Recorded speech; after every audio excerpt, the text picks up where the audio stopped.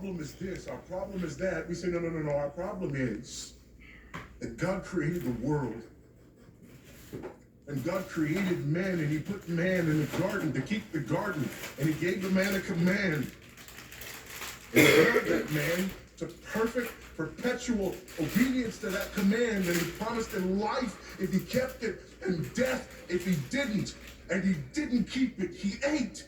And because he ate, because of that one man, sin entered the world, and death through sin. And everyone born from that man through ordinary generation inherited that man's sin nature.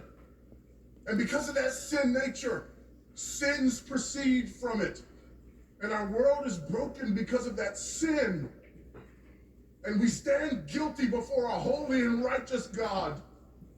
And we know that he's holy, and we know that he's righteous. That God, in his goodness and in his mercy, sent forth his son, who was not born of ordinary generation, but was born of a virgin. Yes, the virgin birth matters. Why? Because if he's born of ordinary generation, he's born in sin. But because he's not born of ordinary generation, he's not born in sin. He's clean of sin. His record is clean. And he keeps his record clean. And he obeys God's law. And because he's fully God and fully man, he obeys the law of God on our behalf in his active obedience. And then in his passive obedience, God made him who knew no sin to be sin for us. All we like sheep had gone astray. Each of us had turned to his own way, but God laid upon him the iniquity of us all. And Christ died for sin once for all, the just for the unjust. And God imputes our sinfulness to him.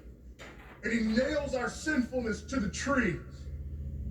And Christ dies and raises again on the third day for our justification. And there's another imputation. The righteousness of Christ is actually imputed to us, so that God can be both just and the justifier of the one who places faith in Jesus Christ, so that all those who come to Christ may enter in, so that all those who place faith in Christ might be saved, but not only saved, but sanctified.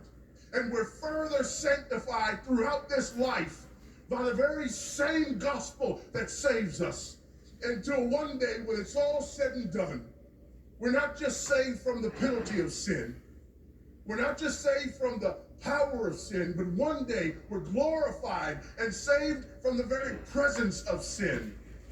That's the gospel that we preach. That's the gospel that we need. And that's the gospel that's more than enough. To be clear,